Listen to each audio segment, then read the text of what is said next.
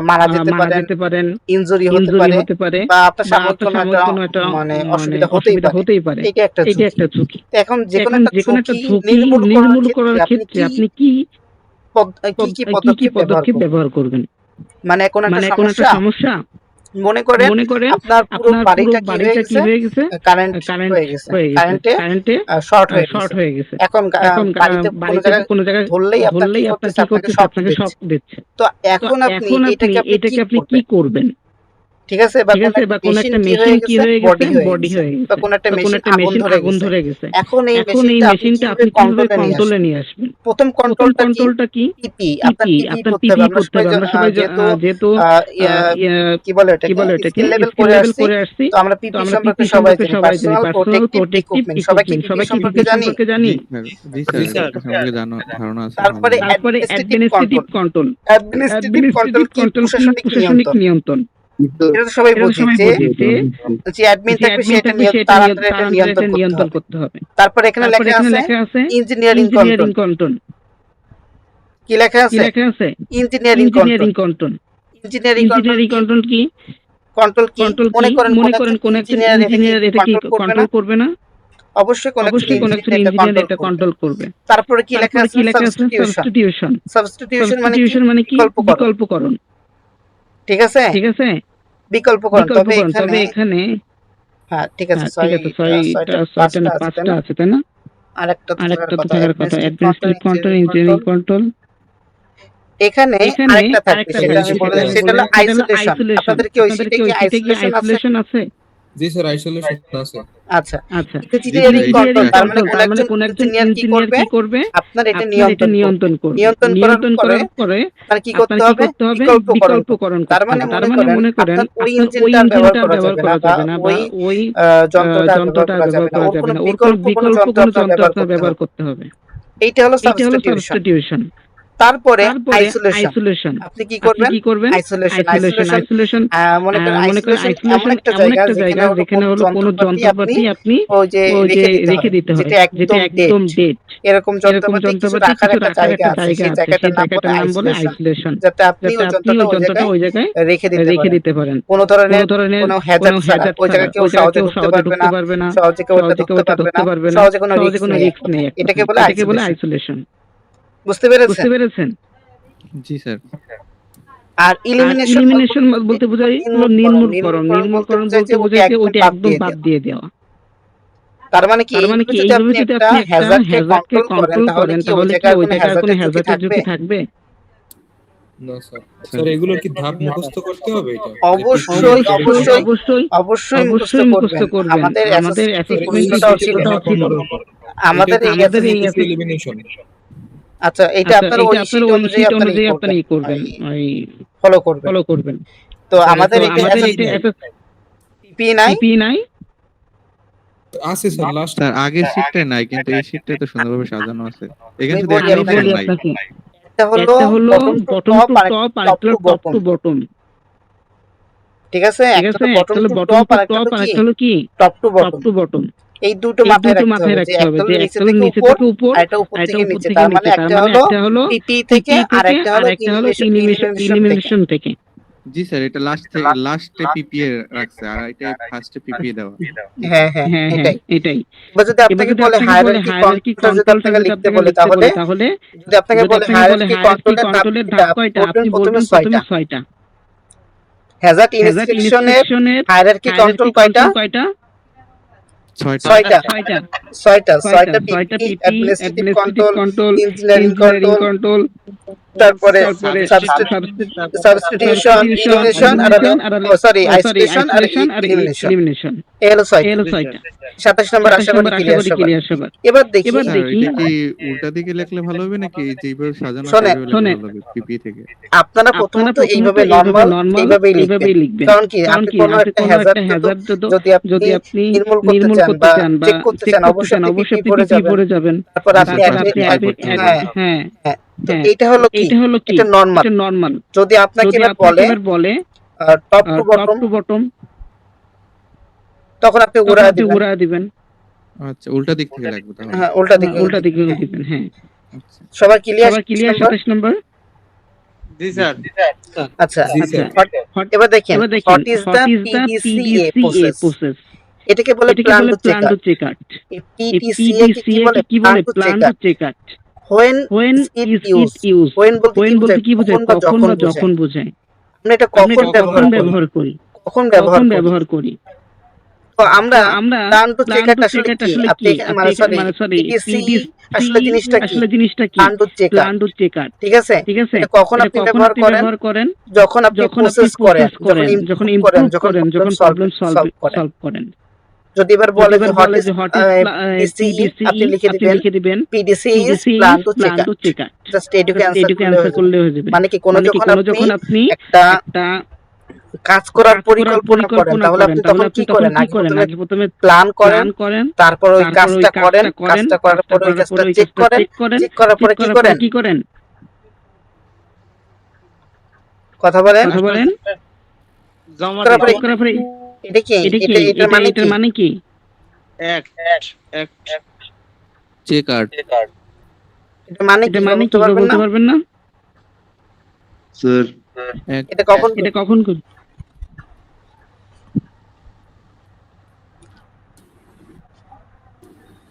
কি বলতে কি পারছেন বলতে না পারছেন না?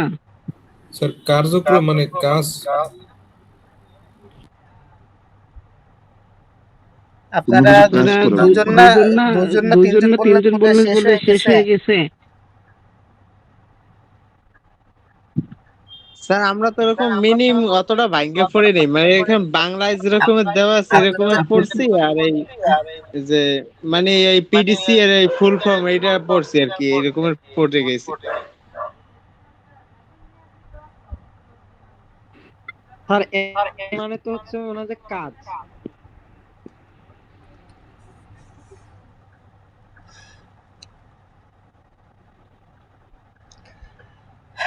কি বলবো কি আর বলবো আর? আচ্ছা যাক আচ্ছা যাক বাদ দিলাম। তাহলে এক কথায় তাহলে কি এক কথায় আপনি কি যখন আপনি কোনো একটা যখন কাজ কোনো একটা কাজ করবেন সেই করবেন, কাজ সেই করার কাজ ক্ষেত্রে করার আপনার কি ক্ষেত্রে ব্যবহার আপনার কি করতে ব্যবহার হয় করতে হয়? পিডিসি পিডিসি ব্যবহার ঠিক করতে আছে হয়। ঠিক আছে, এখন যদি এখন যদি আপনাকে বলে আপনার এই আপনার এই পিডিসি আপনি পিডিসি আপনি কখন ব্যবহার করবেন, তখন আপনি কি তখন আপনি বলবেন কি বলবেন? যখন আমি যখন কোনো আমি কাজ কোনো করব কাজ করব, যখন আমি যখন আমি কাজকে আমার কাজকে ইমপ্রুভ ইমপ্রুভ করব, যখন আমার যখন আমার কাজের সমস্যার করব সমাধান তখন করব, আমি তখন আমি plan to plan to checker ব্যবহার করব, মানে পিডিসি ব্যবহার করব, পিডিসি এ ব্যবহার করব। সবাই কি বুঝতে সবাই কি পেরেছেন বুঝতে পেরেছেন? জি স্যার বুঝতে পারছি। সবাই ক্লিয়ার সবাই ক্লিয়ার? জি স্যার। জি কথা বলেন না কথা কেন বলেন না বাকিরা? কেন বাকিরা? জি স্যার জি স্যার।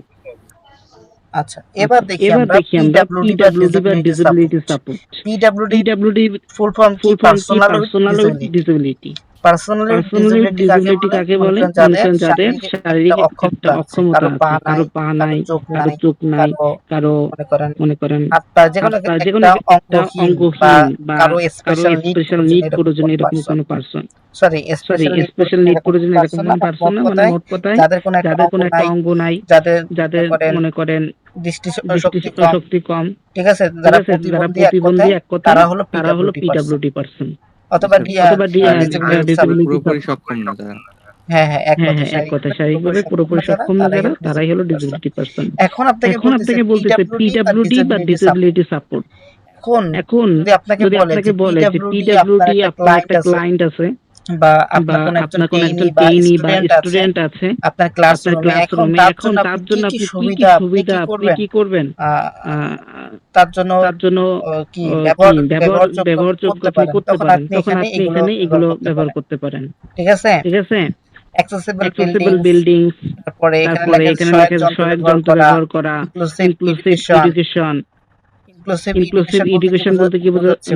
মনে করেন সবাইকে সমানভাবে শিক্ষার যে ধারা সেখানে আপনি ওটা প্রচলন করে সচেতনতা বৃদ্ধি করে চাকরির সুযোগ প্রদান করে। সে মনে করেন তার হাত নাই, কিন্তু আপনি তাকে চাকরির একটা সুযোগ আপনি কি করে দিলেন, সুযোগ করে দিলেন, তাহলে সে স্বাবলম্বী হতে পারলো। তার জন্য এটা একটা সাপোর্ট হলো। ঠিক আছে, তারপরে মনে করেন সে একজন ডিসেবিলিটি পার্সন, কিন্তু তাকে আপনি তার অধিকারটা নিশ্চিত করলেন ক্লাসের ভিতরে। সবাই মনে করেন সবাই শারীরিকভাবে সুস্থ আছে, কিন্তু একজন ব্যক্তি তার পা ভাঙা বা হাত ভাঙা বা শারীরিকভাবে সে অক্ষম, এখন তার অধিকারটা আপনি জায়গা নিশ্চিত করলেন, তাহলে কি এটা তার জন্য একটা সাপোর্ট? এবার যদি আপনাকে প্রশ্ন করা হয় একজন পিডব্লিউডি বা ডিসেবিলিটি পার্সনের জন্য আপনি কি সহায়তা করতে পারেন, তাহলে কিন্তু এখান থেকে নরমালি আপনি 5টা যদি লিখে দেন তাহলেই যথেষ্ট। Clear? G sir. G sir. Write down the basic rule of participation and and behavior behavior and where and to where solve to solve disability issue. disability issue. Write down the Write down the basic মানে rule কি মানে কি সাধারণ সাধারণ নিয়ম নিয়ম of of participation and participation behavior. and behavior. Participation বলতে কি Participation বলতে কি বোঝাচ্ছে অংশগ্রহণ অংশগ্রহণ এবং এবং behavior behavior আচরণের বেসিক মানে কি বেসিক মানে কি সাধারণ একদম সাধারণ কি নিয়মটা আসলে কি আসলে। তারপরে কি তারপরে কি ways to solve ways to solve disability issue. disability issue. আমি আমি কিভাবে কিভাবে why কেন বা আমি বা আমি কিভাবে আসলে এই এই disability ডিসেবিলিটি ইস্যুটাকে আমি কি করব করব সলভ করব। বুঝতে পেরেছেন? বুঝতে পেরেছেন? এখন আপনি এখন যদি আপনি যদি বাংলাটা পড়ে দেখেন অংশগ্রহণ ও মৌলিক আচরণ নিয়ম মৌলিক নিয়ম এবং প্রতিবন্ধী ইস্যু সমাধানের সমাধানের উপায়গুলো উপায়গুলো লিখুন। মানে এখানে মানে এখানে প্রথমত আপনাকে বলছে কি write down the basic rule সাধারণ সাধারণ সাধারণ সাধারণ নিয়ম অফ পার্টিসিপেশন এন্ড বিহেভিয়ার অংশগ্রহণ এবং আচরণের সাধারণ সাধারণ নিয়মগুলো কি। তারপরে বলছে কি এখানে why to why solve to solve disability disability issue issue আমি কিভাবে disability ডিসেবিলিটি ইস্যুটা আমি সমাধান সমাধান করতে পারবো। তাহলে এখানে কিন্তু দুটো প্রশ্ন মানে দুটো প্রশ্ন। এখানে এখানে লেখা আছে কি basic basic rule of participation and behaviour. Basic rule participation অংশগ্রহণ এবং আচরণের বেসিক মানে সাধারণ নিয়মটা কি হতে পারে সম্মানজনক হতে পারে রেসপেক্টফুল কনফিডেন্সিয়াল গোপনীয়তাপূর্ণ রাখা নন জাজমেন্টাল বিহেভিয়ার। এই তিনটা পয়েন্ট লিখলে তো এখানে হয়ে যাবে। তার মানে সবাইকে সম্মান দিতে হবে তার কোনো গোপনীয় কোনো কথা যদি আপনি জেনে থাকেন তাহলে আপনি সেটা গোপন রাখবেন নন জাজমেন্টাল বিহেভিয়ার। এটা তো সবাই বুঝি। এবার আমাদের আবার বলছে যে why আমি কিভাবে why মানে কেন বোঝাচ্ছে কিন্তু আপনি সাধারণত এখানে মনে করেন কিভাবে এটা সরি কেন আমরা এটা ধরে নিচ্ছি সলভ ডিসেবিলিটি ডিসেবিলিটি ইস্যু আমি কিভাবে ডিসেবিলিটি ইস্যুটাকে আমি এখানে সলভ করব। তো আপনি দেখেন এই যে সাপোর্টগুলো আছে সাপোর্টগুলো যদি আপনি এখানে উল্লেখ করে দেন তাহলে কিন্তু আপনি একটা ডিসেবিলিটি ইস্যুটাকে সলভ কিভাবে করবেন তা কিন্তু এখানে অ্যানসারটা হয়ে যাবে। বুঝতে পেরেছেন এটা সবাই? জি স্যার বুঝতে পারছি। বাকিটা সব কথা বলেন। Yes, sir. জি স্যার। আচ্ছা এবার এবার 24 আমরা দেখি what is what is inclusivity. প্রথমে প্রথমে ইনক্লুসিভিটি বলতে বুঝি একটা ট্রেনিং সেশনে সেশনে সবাইকে সমান সুযোগ প্রদান করাকে ইনক্লুসিভিটি বলে। এক কথায় শেষ। আমি মনে করেন এখানে কি তাসনিয়াকে আমি একটু বেশি সুযোগ দিচ্ছি আবার এখানে সিফাতকে একটু কম সুযোগ দিচ্ছি কথা বলে। তাহলে কিন্তু এখানে কি হয়ে গেল ইনক্লুসিভিটি মেইনটেইন করলাম না। ইনক্লুসিভিটি কখন মেইনটেইন হবে যখন আমি সবাইকে সমানভাবে সুযোগ সমানভাবে অধিকার দিতে পারবো তখনই সেটা কি হবে ইনক্লুসিভ হবে। তাহলে ইনক্লুসিভিটি কাকে বলে একটা ট্রেনিং সেশনে বা একটা কর্মক্ষেত্রে যখন সবাইকে সমান সুযোগ প্রদান করা হবে সবাই যখন সমান সুযোগ পাবে তখনই সেটা ইনক্লুসিভিটি হবে। বুঝতে পেরেছি ইনক্লুসিভিটি কাকে বলে?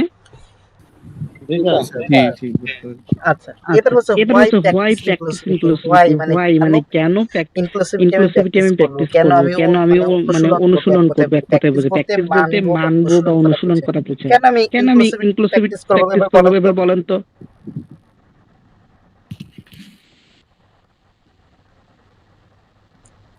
কথা বলেন না কেন আপনারা?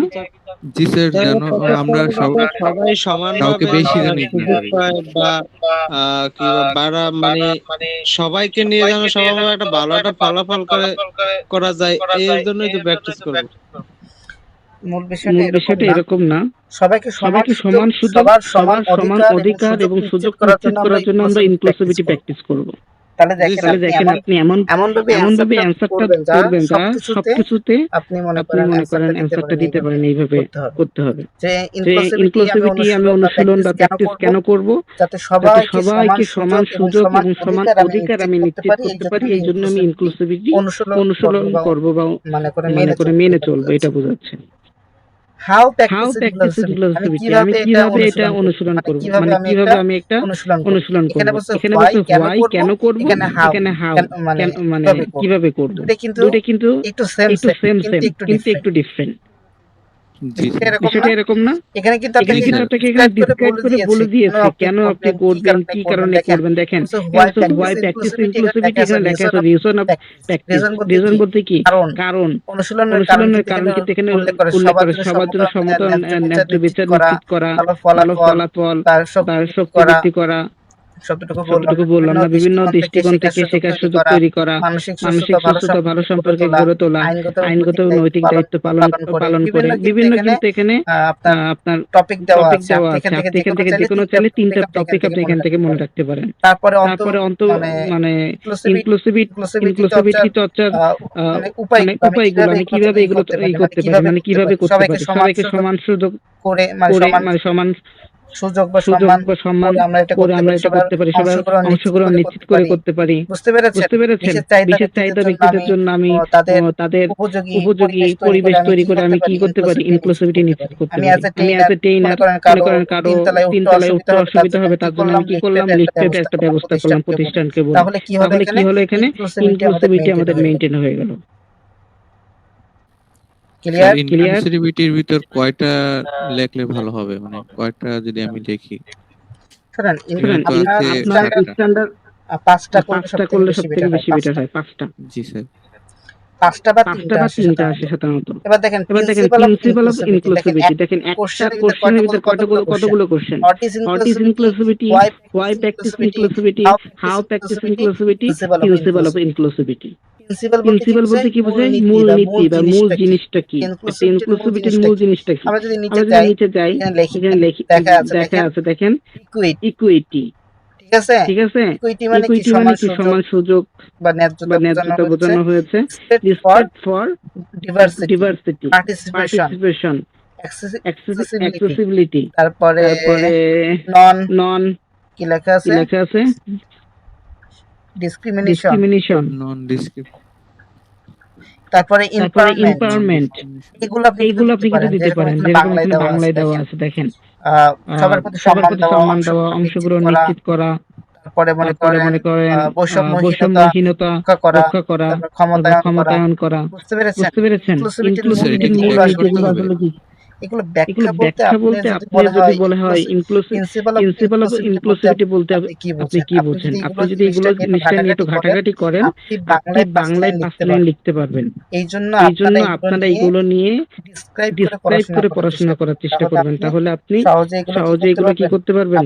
আপনি আশা রাখি আশা লাগবে না, আপনি এগুলো লিখতে পারবেন। আর আপনি যদি শুধু মুখস্থ করেন তাহলে আপনার জন্য কষ্টকর হয়ে যাবে। এই জন্য সবগুলোই পড়বেন, পড়ার পরে নিজের মতো করে কোশ্চেন বানাবেন। জি স্যার, ক্লিয়ার সবার? এটা প্রিন্সিপাল অফ ইনক্লুসিভিটি বলতে কি বুঝি, প্রিন্সিপাল অফ ইনক্লুসিভিটি বলতে বোঝাচ্ছে সবাইকে সমান সুযোগ আমি দেব।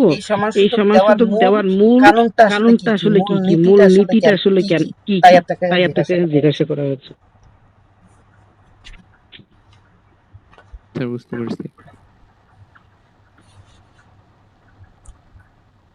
এই যে তাসনিয়া কথা বলতেছেন না, নাইম কথা বলেন না কেন? স্যার শুনতেছিলাম স্যার, তাই কথা বোঝাইনি স্যার। জি স্যার শুনতেছিলাম। আচ্ছা, তাহলে আমাদের ইনক্লুসিভিটি ক্লিয়ার। দেখেন খুব সুন্দর একটা কোশ্চেন আমাদের এটা আসছিল। Who are clients with a special need? Who মানে কি, কারা বোঝায়, আর clients with special need. Special নিডের ক্লায়েন্ট কারা? ক্লায়েন্ট বলতে মনে করেন স্পেশাল একটা নিড। ঠিক আছে, এই স্পেশাল নিডের আসলে ক্লায়েন্ট কারা? দেখেন লেখা আছে client of special need, women were underrepresented, যেখানে নারীরা কম প্রতিনিধিত্ব করে, যেখানে মনে করেন কোন একজন নারীর বা কোন একজন মেয়ের কি ওই জায়গায় মনে করেন অধিকার কম। ঠিক আছে, সেখানে মনে করেন আপনি যদি অ্যাসেসমেন্ট নিতে চান তাহলে তারা স্পেশাল নিডের আন্ডারে পড়বে। আপনি মনে করেন বাগেরহাটে আসলেন, বাগেরহাটে এসে দেখেন যে নারীরা অনেক পিছিয়ে পড়া, নারীদের কোনো অধিকার নাই, নারীদের মনে করেন কেউ কোনো গুরুত্ব দেয় না। তো সেক্ষেত্রে আপনি যদি আমাদের বাগেরহাটে অ্যাসেসমেন্ট নিতে আসেন, আসার ক্ষেত্রে নারী যদি ওই জায়গায় মনে করেন 5 জন নারী থাকে, আর যদি 15 জন আপনার থাকে, তাহলে এই নারীরা স্পেশাল নিডের আন্ডারে পড়বে, তাদেরকে বেশি সহায়তা প্রয়োজনকারী এরকম নারীর আন্ডারে পড়ে যাবে। এবার দেখেন নিউমেরিসি মানে কোন এমন একজন ব্যক্তি যার অক্ষর জ্ঞান সম্পূর্ণ, মনে করেন তার অক্ষর জ্ঞান খুবই কম, খুবই সামান্য।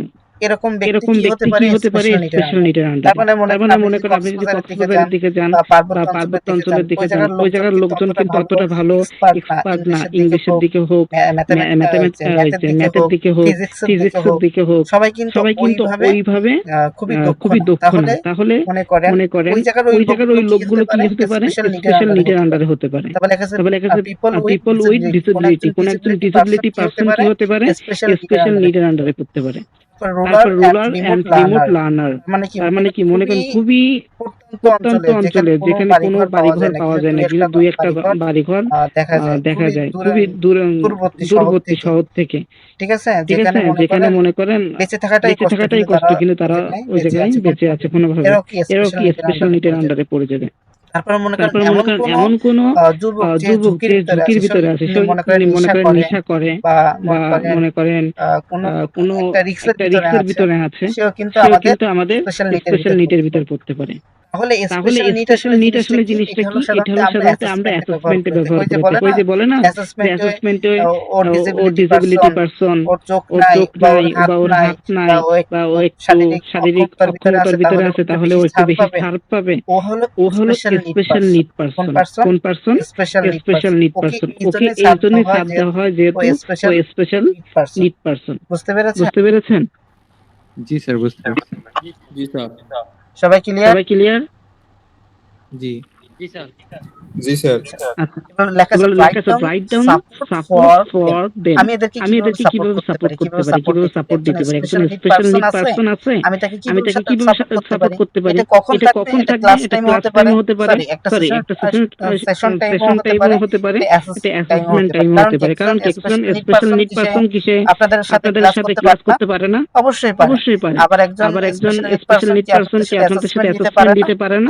তাহলে একজন স্পেশাল নিড পারসন যে কোনো জায়গায় থাকতে পারে। তাহলে তার জন্য আমি কি করতে পারি? অতিরিক্ত সময় দিতে পারি। অ্যাজ এ অ্যাসেসর হিসেবে আমি একজন অ্যাসেসর হিসেবে অ্যাসেসমেন্টে আমি তাকে অতিরিক্ত সময় দিতে পারি, শারীরিক সুবিধা দিতে পারি। শারীরিক সুবিধা কিভাবে দিতে পারি?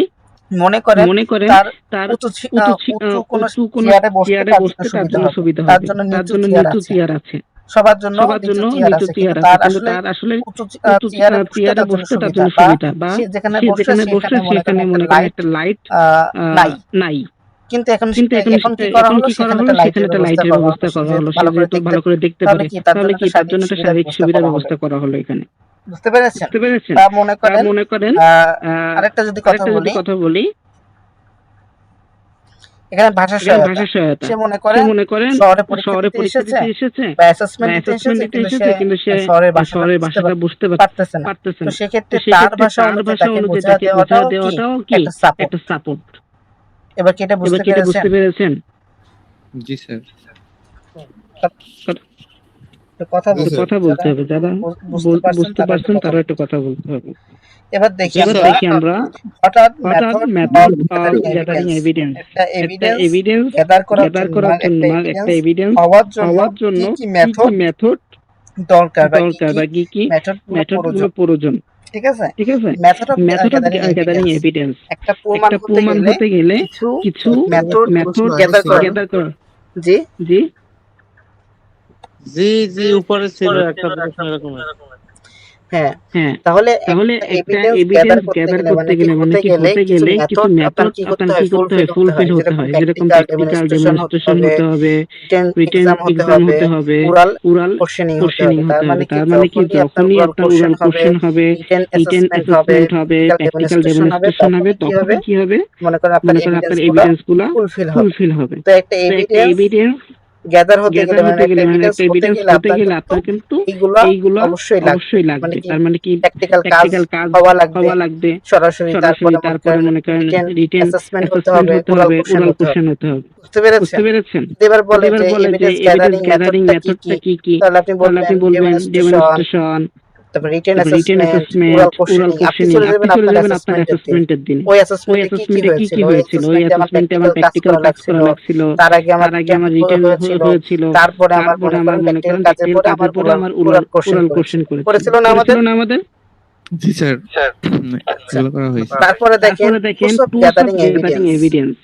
ঠিক আছে, একটা এভিডেন্স হওয়ার জন্য আবার কিছু টুলস আছে। এটা হলো মেথড আর এটা হলো টুলস। তো আমি যদি খেয়াল করি টুলসের ভিতরে কি আছে, অবজারভেশন চেকলিস্ট আছে, থার্ড পার্টি রিপোর্ট আছে। থার্ড পার্টি রিপোর্ট বলতে কি আমরা সেদিন শিখেছিলাম তৃতীয় ব্যক্তির কোন একটা প্রতিক্রিয়া বোঝায়, demonstration, work related project, question and portfolio কি আমরা কিন্তু আগের দিন শিখেছি। পোর্টফোলিও বলতে মনে করেন আপনি এর আগে কোথাও কাজ করেছেন, সেই কাজের একটা এক্সপেরিয়েন্স। এই যে এক্সপেরিয়েন্স সার্টিফিকেটটা এটাই হলো আপনার পোর্টফোলিও। ওয়ার্ক রিলেটেড প্রজেক্ট মনে করেন আপনি কম্পিউটারে খুব পারদর্শী, কম্পিউটার প্রোগ্রামিং করেন। আপনারা এর আগে মনে করেন প্রোগ্রামিং কারণে আপনারা অনেকগুলি অ্যাপস তৈরি করেছেন। এই অ্যাপস গুলো কি আপনার একটা প্রজেক্ট, আপনি এগুলো কিন্তু কি হতে পারে জাজমেন্টের ক্ষেত্রে কিন্তু একজন অ্যাসেসর এটা কি করতে পারে, দেখে আপনাকে জাজমেন্ট করতে পারে যে আপনি এই কাজগুলো করেছেন, তার মানে আপনি দক্ষ, কিন্তু আজকে আপনি পারছেন না হয়তো কোনো একটা সমস্যার কারণে, তাহলে আপনাকে একটু সময় দেওয়া হোক। বুঝতে পেরেছেন? স্যার থার্ড পার্টি রিপোর্টটা কি স্টুডেন্ট থাকবে না টিচার? না থার্ড পার্টি রিপোর্ট হলে একজন ট্রেনার দিতে পারে বা কোন সুপারভাইজার দিতে পারে। মনে করেন আপনি আমার আন্ডারে কাজ করতেছেন, আমি কি করলাম আপনার অ্যাসেসমেন্টে আপনি অ্যাসেসমেন্টে করছেন, আপনি আমার কোম্পানিতে কাজ করেন, আপনি খুব এক্সপার্ট পারসন, কিন্তু অ্যাসেসমেন্টে আপনি খুব খারাপ একটা রেজাল্ট হয়েছে, যেটা মনে করেন মূল্যায়নে কষ্টসাধ্য হচ্ছে। তো সেক্ষেত্রে থার্ড পার্টি রিপোর্টটা আমি দিব, দিয়ে আমি স্যার ও খুব ভালো স্টুডেন্ট, ও খুব ভালো কাজ করে, কিন্তু আজকে পারতেছে না বা তার এই মনে করেন পোর্টফোলিও। তো এটা দেখে একজন অ্যাসেসর আপনাকে মনে করেন মূল্যায়নের দিকে রাখতে পারে যে না আসলে সে তো খুব এক্সপার্ট, এরকম রাখতে পারে। আর এটা সাধারণত আরপিএল অ্যাসেসমেন্টে হয়। কোন অ্যাসেসমেন্টে হয়? আরপিএল অ্যাসেসমেন্টে হয়। এটা আরটিও বা এসটিপি অ্যাসেসমেন্টে হয় না। তার মানে 3 মাস মেয়াদে, 4 মাস মেয়াদে, এইটা আরটিও বা এসটিপি এটা বলে কি অ্যাসেসমেন্ট? এটা না, যেটা 3 দিনের অ্যাসেসমেন্ট দিয়ে থাকে, তারাই সাধারণত কোন জায়গায় কাজের অভিজ্ঞতা, এই যে অভিজ্ঞতা সনদ দেখাইলো নাকি এরকম হবে? হ্যাঁ, অভিজ্ঞতা সনদ দেখালেও অনেকটা মনে করেন মূল্যায়নের দিকে তারা রাখে। তো এভিডেন্স গ্যাদারিং প্রসেস সবাই বুঝতে পারছেন নাকি? জি স্যার। আচ্ছা, আমি আর দুটো বোঝায় দিচ্ছি। এখানে দেখেন লেখা আছে কম্পিটেন্সি বেসড অ্যাসেসমেন্ট প্রসেস। খুবই গুরুত্বপূর্ণ একটা কোশ্চেন। এটা আমাকে ভাইভাতে মানে আমি যখন ভাইভাতে গেছিলাম এই কোশ্চেনটা ধরেছিল। What are the step of competency based assessment process. Assessment নেওয়ার সময় যে প্রসেসটা কি আমাকে এই প্রশ্নটা করেছিল। মানে কি আপনি অ্যাসেসমেন্ট নিবেন, অ্যাসেসমেন্টের প্রসেসটা কি? প্রথমে কি করব? আমি আমার স্টুডেন্টকে প্রিপেয়ার মানে কি প্রস্তুত করব, তারপরে এভিডেন্স কালেক্ট করব কি করে, তাদেরকে ডেমনস্ট্রেশনে কাজ করতে দেব, তাদেরকে রিটেন করতে দেব, তাদেরকে মনে করেন ওরাল কোশ্চেন করব। এগুলো কি করে? আমি এভিডেন্স কালেক্ট করব, তারপরে আমি আমার ডিসিশন নেব সে কম্পিটেন্ট নাকি নট ইয়েট। তারপরে তাদেরকে কি করব? ফিডব্যাক প্রোভাইড করব। ফিডব্যাক প্রোভাইড করার পরে আমি পুরো অ্যাসেসমেন্টে যে প্রসেসটা বা আউটকাম যেটা হয়েছে, যেটা কি কম্পিটেন্ট হয়েছে কি নট ইয়েট হয়েছে, এটা আমি কি করব? এনএসটিএ তে পাঠাবো। পাঠানোর পর আমি আবার কি করব? পুরো অ্যাসেসমেন্টটাকে আমি আবার রিভিউ করব। এটা এভাবে করে দেখবেন অ্যাসেসমেন্ট এভাবে করেছে না স্যার? এটা পাঠানোর পর আবার রিভিউ করবে কিভাবে? মানে ওইটা কি পাঠানোর যে বোর্ডে রিভিউ করবে এরকম কিছু? হ্যাঁ, পাঠানোর পর আপনার কাছে যে রিজাল্টটা থাকবে, রিজাল্টটা আপনি আবার চেক করবেন সবকিছু ঠিকঠাক করা হয়েছে কিনা। আচ্ছা, ক্লিয়ার এটা সবার? জি স্যার। আচ্ছা। তবে এখানে লেখা আছে দেখেন হোয়াট ইজ ফিডব্যাক কি? ফিডব্যাক তো সবাই বুঝে এখানে। ফিডব্যাক বুঝি না সবাই? মনে করেন আপনি খারাপ কাজ করেছেন বা ভালো কাজ করেছেন, এর জন্য আপনাকে একটা ফিডব্যাক দিলাম, আসলে আপনার কাজ খুব ভালো হয়েছে, আসলে আপনার কাজটা খুব খারাপ হয়েছে। এই যে একটা প্রতিক্রিয়া জানালেন, এটাই হলো ফিডব্যাক। আর ফিডব্যাক সবসময় টু ওয়ে প্রসেস। তার মানে আমি আপনাকে ফিডব্যাক দিতে পারি অ্যাজ এ আপনার ট্রেনার হিসেবে, আর আপনিও আমাকে ফিডব্যাক দিতে পারেন। সেটা হলো অ্যাজ এ ট্রেনি হিসেবে। আমার ভুল হতে পারে, আপনার ভুল হতে পারে, এটাকে বলে ফিডব্যাক। তারপর রাইট ভালো দুই দিকেই তো হবে নাকি? হ্যাঁ, খারাপ ভালো দুই দিকেই। রাইট ইজ মেথড, ফিডব্যাকের মেথডটা আসলে কি? Effective way and benefit. মানে এক কথায় ফিডব্যাকের মেথডটা কি? ফিডব্যাকের মেথড হলো স্যান্ডউইচ মেথড। ফিডব্যাকের মেথড কি? Sandwich method. সেটা হলো কিক কিস। এটা হলো মেথড। আমি এটা পরে বোঝাতে দেব আপনাদেরকে। তারপরে ইফেক্টিভ ওয়েটা আপনারা হোয়াটসঅ্যাপে কল দিচ্ছি।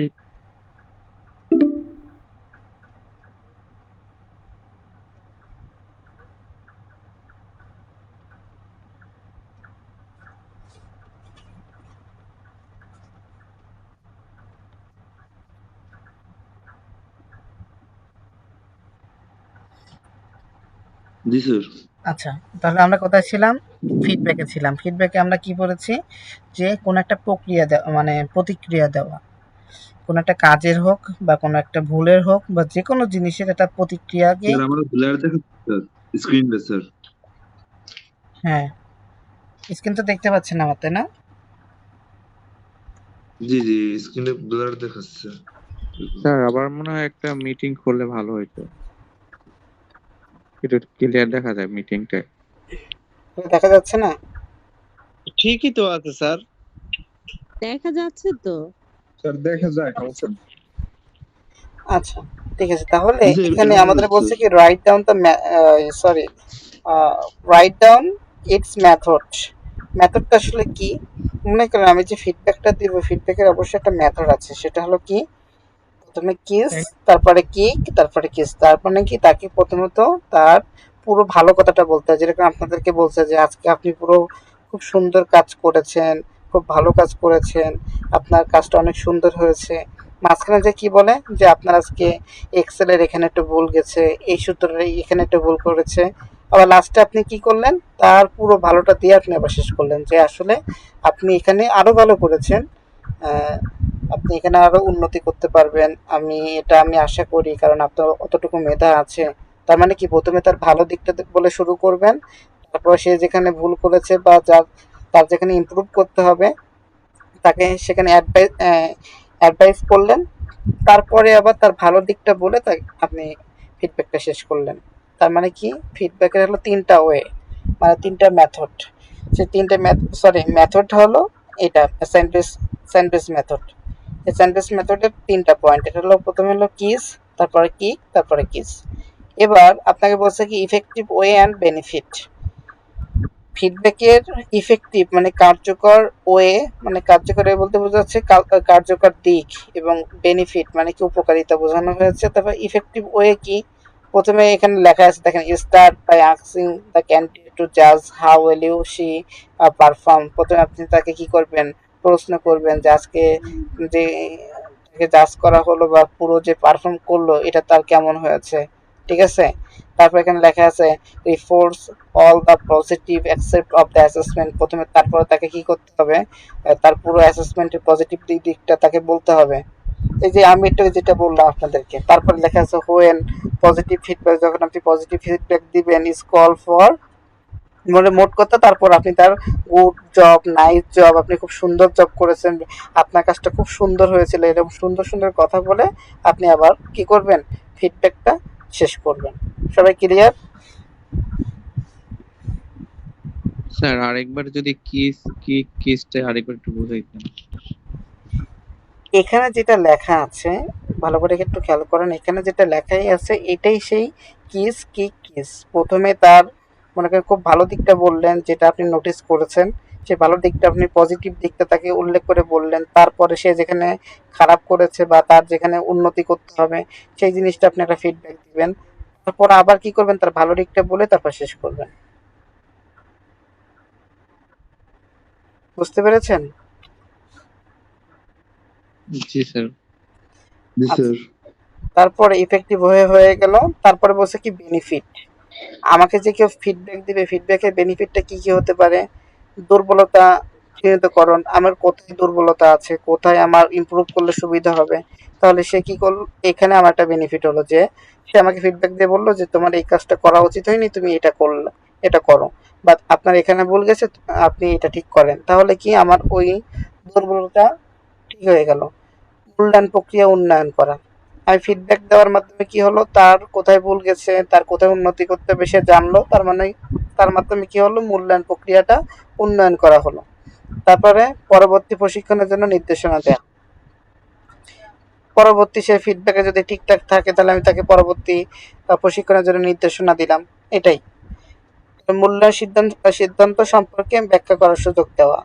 মনে করেন আমি মূল্যায়নের সিদ্ধান্ত, সে নটিয়েট হোক বা কম্পিটেন্ট হোক, মনে করেন সে যদি আগে থেকেই জানে যে আমার এখানে এখানে ভুল গেছিল, তাহলে কি সে আর কোনো আপিল করতে পারবে? এখানে আরেকটা সব থেকে বেনিফিট দিয়ে দিবেন যে আপিল প্রসেস থেকে রক্ষা পাওয়া। অনেকে আমরা বলি না যে এসএসআর এর উপর যদি আপনার রেজাল্ট সন্তুষ্ট না হন আপনি আপিল করতে পারেন।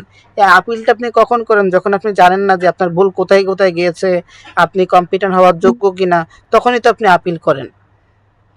তো এই আপিলটাই মনে জি করেন স্যার। আপনি মনে করেন যদি আপনি জানেন যে আমার এই এক্সেলে এখানে ভুল হয়ে গেছে, আমি এই কাজটা পারি নাই বা এই কাজটা হই নাই, তাহলে কি আপনি আর আপিল করবেন? কখনোই আপনি আপিল জি না। করবেন না। এই জন্য বেনিফিটে আরেকটা উল্লেখ করবেন, আপিল প্রসেস থেকে রক্ষা করে। আপিল প্রসেস থেকে রক্ষা করে। হ্যাঁ, একজন স্টুডেন্ট তো মানে এসএসসি তো আপিল করতে পারে তার ওই জাজমেন্টের এগেইনস্টে। তো মনে করেন সে যদি জানে যে আসলে এখানে এই সমস্যার কারণে আমি নটিফাইড হয়েছি, তাহলে কি সে কখনো আর আপিল করবে এসএসআর এর জাজমেন্টের বিরুদ্ধে? জি না। এটা এটা কেমন একটা গেম টাইপ দেখছিলাম, এরকম করে এরকম খেলতে না, এরকম এরকম। হ্যাঁ। আবির মাইক মিউট করো। আবির স্যার, জি স্যার, আমার পাশে ওই ভাই তো ভাই।